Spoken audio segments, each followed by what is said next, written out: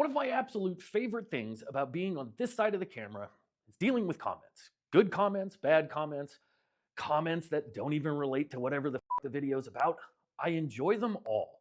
And another guilty pleasure that I have is going to Reddit to see what those people are saying about our fair hobby of woodworking. What I found were a handful of unpopular comments and unpopular opinions that might actually be true. So I'm going to share those with you so we can have a little bit of fun here. My name is Jared, and this is Vulgar Woodworks. Now, before we get into Reddit's unpopular opinions on woodworking, I want to set a couple of ground rules here so you know what the assignment is for this video. Number one, try not to kill the messenger. I didn't say any of this, albeit I am going to interject my own opinion because in the end, it is my channel and this is Vulgar Woodworks.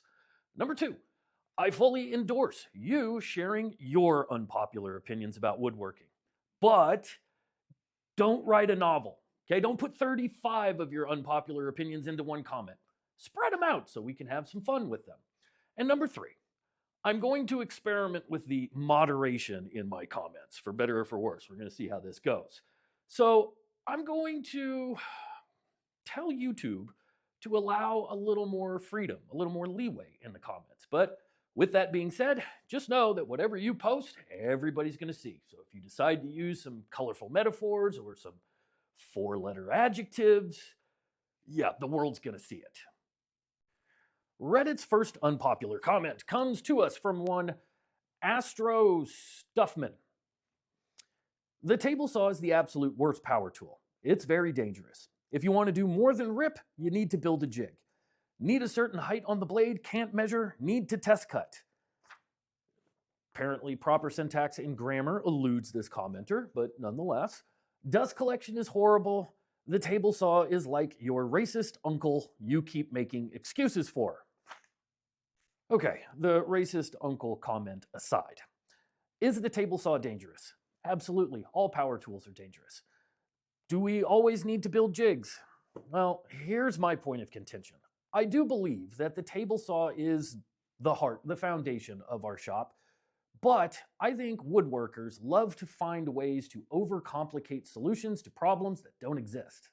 Now, here's my nickel's worth of free advice when it comes to jig videos as it relates to the table saw. If you are that type of person that just can't get enough of jig videos, stop what you're doing. If you have a cabinet-style saw, sell it and get yourself a sliding table saw, because a sliding table saw will eliminate the need for all of those jigs. You won't necessarily live a jigless lifestyle, but you won't need all of those fancy jigs that YouTubers tell you you need to make. And then on top of it, you won't have to take the time to make them. You won't get invested in all of the materials needed to make them. And more importantly, you won't have to come up with clever storage solutions. One tool can do it all. Unpopular woodworking opinion number two comes to us from K-Hulkius _. Covering a wooden object in plastic, polyurethane, completely ruins it. I want my wooden items to feel like they are made from wood. If I wanted them to feel like plastic, I would make them from plastic. I realize that this might be too unpopular, but please don't downvote me for being honest. Okay, if you're worried about the adoration or approval of others and you're posting to Reddit, you are in the wrong place, my friend. But secondarily to that, polyurethane. This is the great irony in woodworking, is that oftentimes the people who swear by polyurethane are also those that tend to shit all over people who use epoxy in their woodworking projects. And that, I feel, is ironic, bordering on downright hypocrisy. Reddit unpopular truth number three comes to us from all posts are bad. Okay? I have a visceral negative reaction to oak in all forms, likely due to growing up in the 80s and 90s when covering everything in oak veneer was all the rage. Show me the prettiest thing possible, but if it's oak, I hate it. Okay, seriously though, if you are so triggered at looking at oak, then you are soft. Okay, oak is beautiful. Oak is regal. It's noble. It's a fantastic material to use. And I don't know what it is about old farts. You must be an Xer or something like that. And if oak is somehow a traumatic experience for you, then you should stop woodworking. Oak is fucking awesome. Unpopular opinion number 4 comes to us from Eagle_1776. Sounds like some real patriotic shit there to me. Live edge anything is just lazy and looks like ass. I don't care if George Nakashima is going to roll over in his grave when I say this, but I don't disagree. I think live edge has had its time and place in the sun, and I think it takes a pretty big pair to do exactly what I just did here. Saw it off. Live edge lumber is a pain in the ass. Everything about it is a pain in the ass. Whether or not it's the right size, having to flatten it, whether or not it's been properly dried, are there bugs in it? And then we end up just drowning it in epoxy anyway, and it's like, what the fuck's the point? The thing that really bothers me about live edge isn't exactly from the woodworking side of things, it's from the customer side of things. Everybody wants live edge, and because live edge is, well, what it is, they get like emotionally attached to finding the right slab for whatever their damn project is. And unless you're milling your own lumber and you have inventory to go through stack after stack after stack to appease a client, from a perspective of mine who's just emotionally unavailable or detached from live edge or wood in general, I just look at it as another piece of material that I'm going to hack up and cut up. I don't get the appeal of live edge. Reddit unpopular truth number 5 comes from I. Rodenberg. I'm going to go with that. Live edge slabs are ugly, and it's just a way for mills to do less work and charge more for it. You know, I think where we're at when it comes to slab lumber, just to piggyback on what I've already said, is that with the onset of social media influencers using slab lumber and bragging about how much they spend, sawyers have caught on. They're not stupid. It's basic supply and demand. And if everybody and their mother wants some damn walnut slab, then they're going to charge up the ass for it. And I think what's worse is there are dummies out there that are actually paying it. You know, these 2 slabs back here, I bought them from a friend of mine who runs a sawyering business, and he is of the mindset that a log is worth nothing until it's slabbed, and a slab is worth nothing until somebody is willing to pay for it. But when I see much larger channels than myself openly bragging about, or at least sharing with us how much they have spent on slabs, I'm just shaking my head here, guys. It's absolutely ridiculous how much people are paying. This is not $5,000. It's not $1,000. No piece of material is worth that much. It's just not, especially if it's something that's domestic and, quite frankly, is dime a dozen. It's just highway robbery, and as long as we as idiots continue to pay for it, then yeah, live edge lumber is going to be for the 1%ers.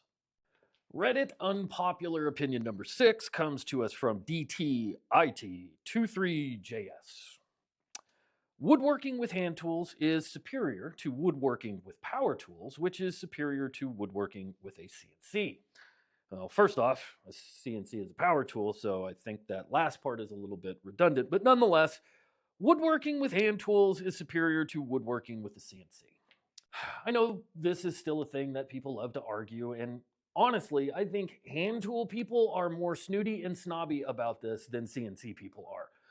CNC people, we've just embraced the digital side of things, and that's what we prefer. Hand tool people love to be judgy and tell us that it's not woodworking. But the fact of the matter is this cuts wood, and that's woodworking at a very basic level. So, you know, if hand tool people are comfortable with using 17th century techniques to get a job done, who gives a shit if I decide to live in the 21st century and learn digital skills in order to be able to do a thing? Honestly, if I never showed it, you would never know. It's that simple. But because I'm on this side of the camera and I love this machine, I will forever continue to endure your snooty and snobby comments. Unpopular opinion number 7 comes from Amazing Awesomator. It's kind of an awesome name. I will probably get a lot of hate for this. Okay, if you got to preface that you're about to get a lot of hate for this, then you probably are. Don't preface. Don't start it that way.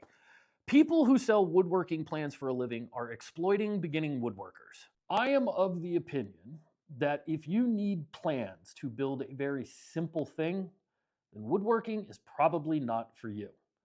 However, with that being said, I will also say that sometimes plans are beneficial for larger, more complex projects only to help you procure materials. Other than that, like if you can't figure out where things are going to go, or you know what a box looks like or how to build a cabinet, and you need plans for it, either continue to watch more dummies like me on the internet and figure it out, or what you should do is go out into the shop and make mistakes.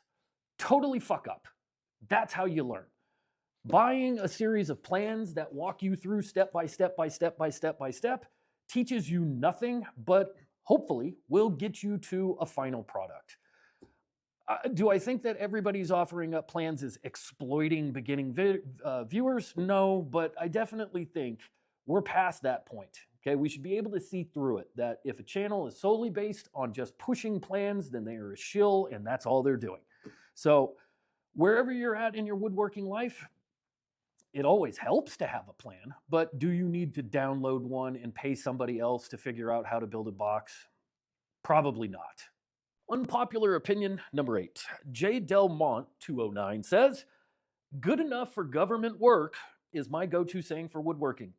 You don't need dados with less than 1,000 slop to be a good woodworker. It's amazing how much easier woodworking gets when you can teach yourself when it's good enough." No truer words could be said there, Mr. J. Delmont 209. For all of the woodworkers out there that fixate on fractions of an inch or fractions of a millimeter, I say this: you guys have fun setting up your tools like machine shops. You guys have fun with that. For the majority of us, good enough is oftentimes good enough. And more importantly, good enough is oftentimes just good enough for the people that are receiving our work, whether we're keeping it for ourselves or we're giving it to others.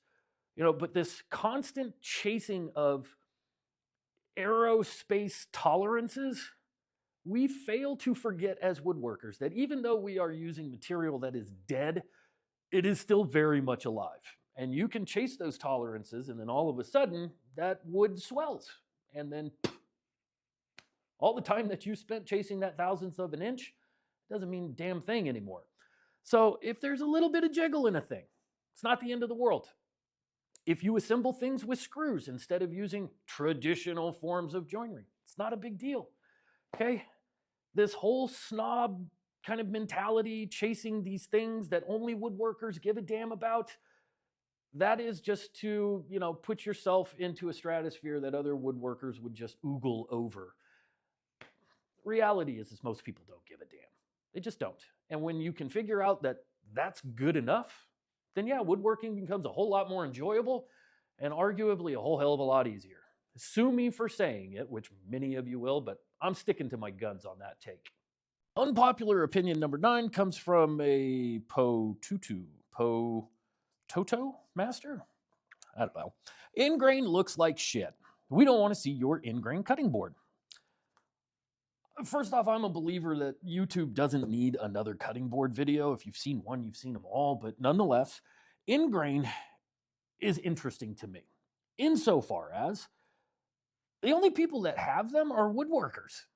Like, it is the quintessential get rid of your scrap wood and turn it into something that you will never use project.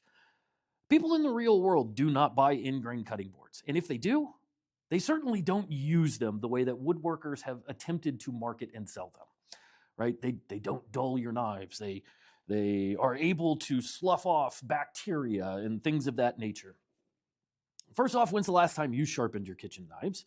Second of all, if you are that concerned about food safety and you think that the ingrain version of a cutting board is like the end-all be-all gonna protect you from any kind of harmful food stuff that's out there, don't use wood.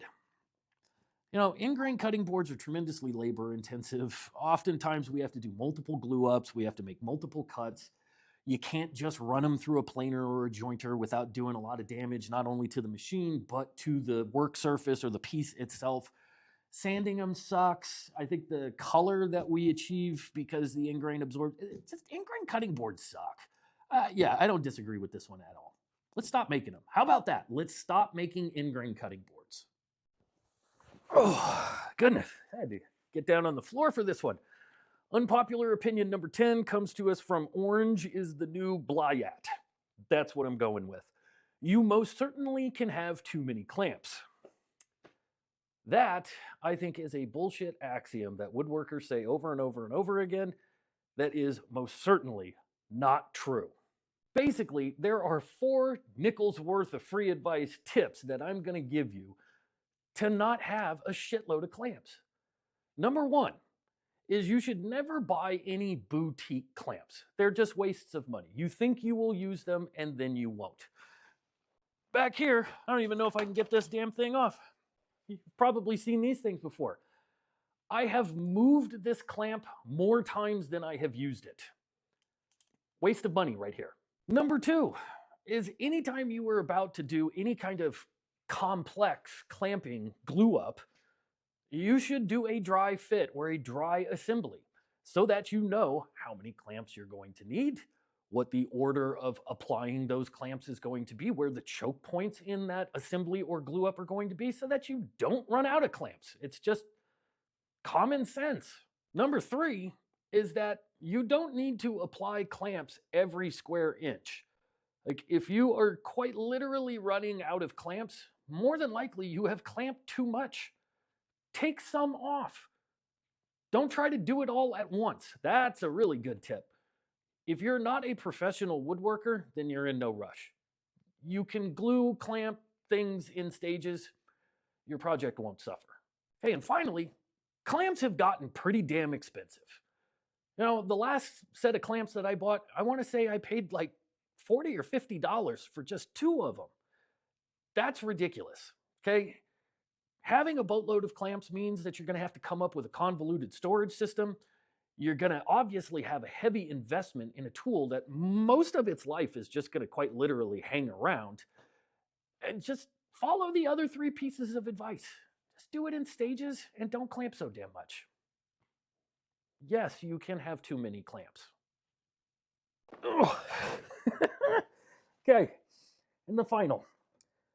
DubDude13 says, I don't like miter saws. This tool has been relegated to the back of my shop.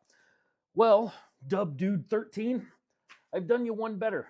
I have stuffed mine underneath my workbench because miter saws are obnoxious. They're loud, they're violent in usage. They can be quite dangerous because, we've identified that with power tools. And frankly, there are no amount of 3D printed parts that I can be sold on Instagram or YouTube that will make this any cleaner. I don't understand this infatuation with miter saw stands and altars where we put all of our shit and we lose all of our space. This is a tool that gets wheeled out into the driveway and then you just let the chips and dust fly. I don't understand why it's so popular, because it's a tool that we relegate to do one thing, a crosscut. And you can do that with a circular saw and a speed square. Miter saws suck.